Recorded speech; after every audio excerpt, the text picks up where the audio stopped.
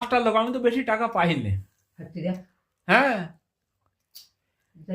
এখন এই বেতন কমে গেছে না ও মাসি, শোনো, বেতন কমে গেছে, তুমি বিশ্বাস করো? 12,000 টাকা মাসে আমি বেতন পাই এখন। 12,000 টাকা মাস। আমার শুনে যাও, শুনে যাও মাসি, শুনে যাও। আমার শুনে যাও। তা তোমার মনে হচ্ছে আমি কত পাই? তুই 1 লাখ করে টাকা পাও, দুই ভাই ও 50 আর আমি 50। তুমি 1 লাখ। এ ধুর, হ্যাঁ 1 লাখ পরে আরো 4 তলা দিতাম।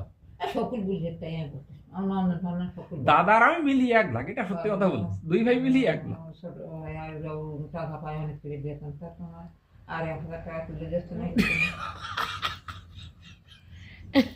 500 টাকা বলছি তাও দিচ্ছে না। আমি ভাবি আমি আর করবো না কাজ।